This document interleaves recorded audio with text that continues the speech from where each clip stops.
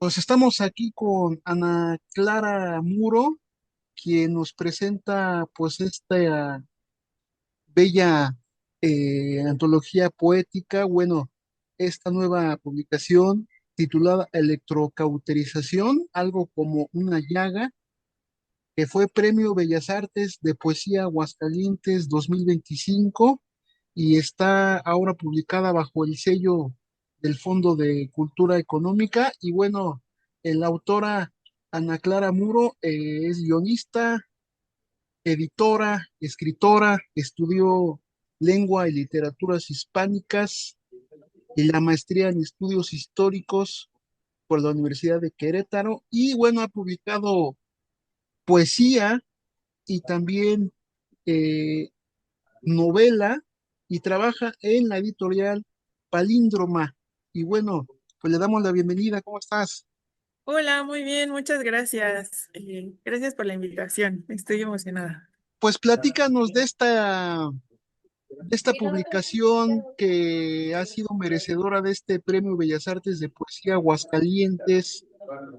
Una prosa muy fuerte, la temática, pero que se deja llevar a través de las páginas con un mensaje profundo. Platícanos cómo nace pues estas letras, esta prosa, electrocauterización. Bueno, pues electrocauterización es un libro sobre el virus del papiloma humano. Pero bueno, más concretamente es un virus sobre todo lo que sucede alrededor del virus del papiloma humano. Creo que eso es importante aclararlo, que no es un libro de divulgación científica, sino más bien es un libro sobre la experiencia que que las personas atravesamos cuando aparece el VPH. Y bueno, es un libro que nace eh, de, de una consulta ginecológica. Em, Me pasó que fui a una consulta ginecológica y que salí bastante incómoda, ¿no? Y creo que incluso enojada, y que no sabía cómo expresar, cómo sentirme con respecto a esta situación. Entonces tuve la necesidad de escribir, ¿no? Como que de escribir para desahogarme. No era una escritura literaria, sino más bien una escritura como más de, casi que de diario, ¿no? O sea, como una escritura solamente como para sacar todas esas emociones que estaban ahí. Pero eso me hizo pensar, como seguir pensando en el tema, seguir hablando del tema, seguir como pensando historias que me habían contado, historias que platicaba con mis amigas, con mi abuela, con mi mamá, y como que le fui dando muchas vueltas, ¿no? Al tema. Y entonces el documento lo abría cada tanto y lo iba modificando, ¿no? Iba como escribiendo y reescribiendo, y ya más allá de, de la sensación emocional de incomodidad y como de confusión, ya fue como mucho más fácil, o se fue haciendo fácil a lo largo del tiempo, como de que ese texto se volviera un, un libro de literatura, ¿no? O sea, que sí fuera un libro no para mí misma, sino como un libro para que fuera leído por otras personas. Pero, por supuesto, tiene ese componente emocional que creo que es el detonador justo de muchos libros. Pero bueno, en este caso fue súper importante, ¿no? Que hubiera como un detonador emocional que necesitaba como esa expresión en palabras. Y bueno, a través de las páginas, a través de tu prosa, nos vas llevando a través del personaje Carmen. La vamos conociendo, vamos sabiendo pues que es una madre de familia con varios hijos, que el esposo, el hombre la abandona, pero también a la par nos vas llevando de este proceso, pues digamos, de sanación, ¿no? A través de estas consultas médicas, es decir, hay un hilo conductor en toda esta narrativa. Quisiste que fuera de manera continua toda esta narración y que no fueran prosas apartadas, al menos así yo sentí el ritmo de la prosa. Pues sí, justo la historia de Carmen, que es precisamente la historia de una madre de familia de hace, por lo menos 40 años, no, de hecho bastante más, por lo menos 50 años.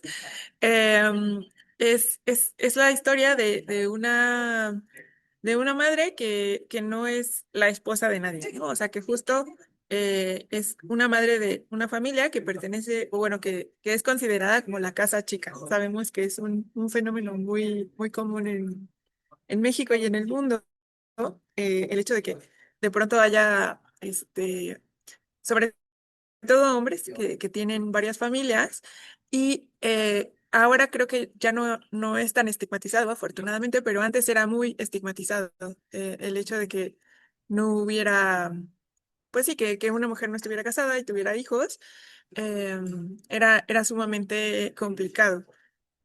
Y además se suma la complicación de la enfermedad, ¿no? O sea, ¿qué sucede cuando una mujer que no tiene esposo se enferma? Y bueno, a quien tiene para que la cuide es a sus hijas. Y, y esa historia era la que me parecía importante contar. Y, y no solo por la historia en sí misma, sino también como por el contraste con la situación actual, ¿no? O sea, cómo lidiamos nosotros con la enfermedad en estos momentos, cómo lidiamos nosotros con las relaciones de pareja en estos momentos, ¿no? Como a lo mejor el matrimonio o el concepto de matrimonio ya no es tan importante y sin embargo sí hay un peso simbólico en esa relación de pareja y cómo la relación de pareja tiene ciertas reglas que deberían cumplirse y que resulta muy incómodo encontrar la manera de llevar esa relación como con ciertas pautas sociales y cómo, o sea, justo eso, ¿no? Cómo gestionamos emocionalmente tener ciertos prejuicios, ¿no? O sentir que hay ciertas reglas alrededor de nuestras relaciones y cómo manejamos eso en un contexto de enfermedad, ¿no? Y en un contexto de, sobre todo, una enfermedad que es de transmisión sexual y que eso significa que hay un prejuicio alrededor, ¿no? Que hay a veces un señalamiento o que hay un tabú y que muchas veces parece que no puede hablarse. Y bueno, me interesaba ese contraste, ¿no? Que aunque a lo mejor la ciencia ha avanzado mucho y los procedimientos médicos para tratar el cáncer producto del BPH son como mucho más avanzados, ¿no? Y en teoría todo es mucho más fácil. Todavía hay reminiscencias de ese silencio que se genera alrededor de ese tipo de enfermedades. También está el personaje de la hija, ¿no? Platícanos un poco de la configuración de ese personaje.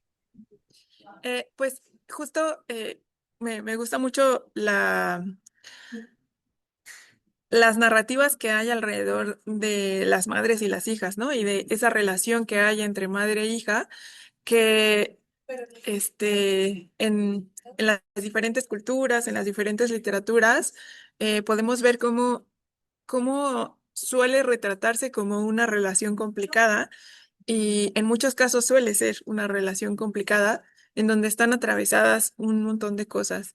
Y entonces, justo, bueno, se plantea en el libro esta situación compleja de ser la hija de una madre que es enferma y al mismo tiempo tener una hija, ¿no? Entonces, ¿qué sucede cuando tu madre se convierte en tu hija? Porque tienes que cuidarla, ¿no? O sea, porque está convaleciente, este porque no tiene a nadie más que la cuide y que se convierte en una responsabilidad más, ¿no? De todas esas responsabilidades que ya sabemos que tienen las madres y que más allá de la dificultad logística de cuidar a alguien, ¿no? Y el desgaste físico y el desgaste económico, ¿no? Y todas estas cosas que, por supuesto, también están ahí, creo que es interesante pensar en esa gestión emocional que implica cuidar a alguien y cómo se atraviesa el cuidado hacia la madre y hacia la hija y cómo esa relación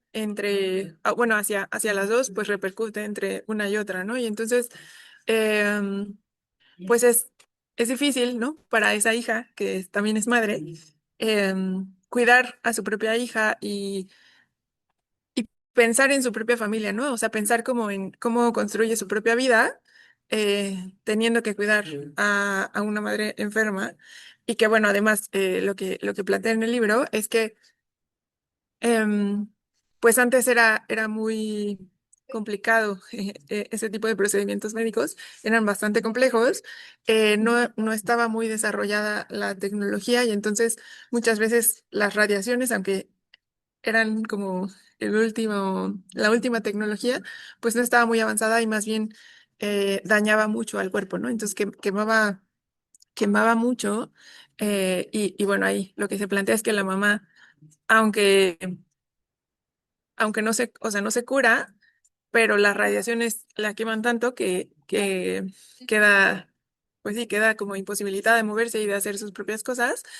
Y además, em, pues es joven, ¿no? Entonces, como es joven, no es que va a morir pronto, ¿no? Como que no es lo mismo cuidar a una persona que ya está grande, ¿no? Y que a lo mejor está viviendo sus últimos días, a una persona que, pues físicamente está joven, pero está impedida de hacer las cosas. Y bueno, justo esa complejidad emocional, ¿no? Como qué pasa con el cuidado, qué pasa em, con la atención que se le pone a la hija y qué pasa con la atención que se le pone a la madre y qué pasa con las repercusiones emocionales que después llegan, ¿no? Como que cuando, pues, tú como hija creces, ¿no? Y piensas como en las dificultades que tuvo tu mamá para criarte, ¿no? Como las carencias emocionales que van como atravesando de generación en generación y que se van transformando, pero que van quedando ahí como ciertas reminiscencias de, de ciertos traumas. ¿Qué significó para ti el que se te haya otorgado el Premio Bellas Artes de Poesía Aguascalientes y sobre todo, eh, de dónde viene el seudónimo Santa? Bueno, para mí ganar el premio, o sea, uno de los premios más importantes de poesía fue, bueno, obviamente fue muy importante en mi carrera, fue muy emocionante eh, ganarlo, pero sobre todo creo que es muy emocionante saber que es un libro que se va a leer mucho, o que es un libro que se está leyendo mucho y que como es un tema pues muy delicado, ¿no? Que todavía hay muchas chicas que sufren este tema y que está teniendo esas lecturas, ¿no? O sea, que está llegando a como a estas personas que justo no habían podido hablar de ese tema, ¿no? Y que se pone sobre la mesa y eso ya en sí mismo, eso me da muchísimo gusto, ¿no? Como de pronto escuchar o leer a chicas que me escriben, ¿no? O que me buscan para decirme que el libro les gustó o les significó. Y el seudónimo de Santa responde precisamente a la novela Santa, que es una de las novelas más vendidas de la literatura mexicana, que fue como uno de nuestros primeros bestsellers en la historia de México, pero que justo habla de, de esta complicación con la feminidad, ¿no? O sea, de cómo la feminidad se ve desde estos prejuicios, cómo hay una dificultad de las mujeres como para encontrar su propio camino sin ese encasillamiento, ¿no? O sea, como de ser, pues sí, o sea, ser santa, ¿no? Que obviamente hay una complejidad alrededor del personaje de Santa en la novela, pero bueno, justo esa referencia literaria para mí era muy importante. Es una novela que me encanta, y que además fue como súper significativa en el momento de su publicación. Exactamente, un clásico, la novela de Federico Gamboa, precisamente. Y bueno, oye, ¿seguirás bajo esta premisa de la poética o te llama la atención la ficción, el ensayo, quizá algún género, otro género literario por explorar?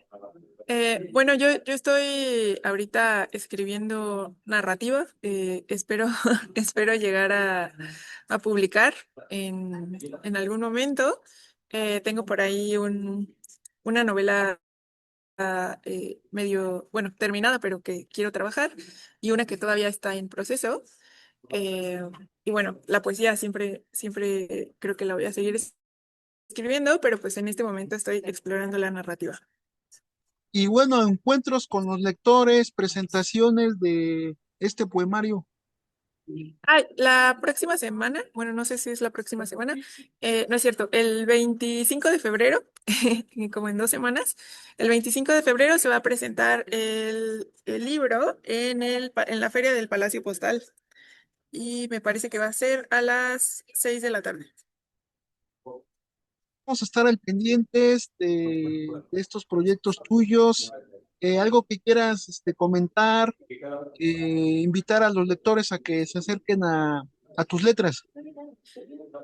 Bueno, pues les agradezco mucho que me hayan escuchado. Creo que siempre es importante invitar a las personas a que lean poesía.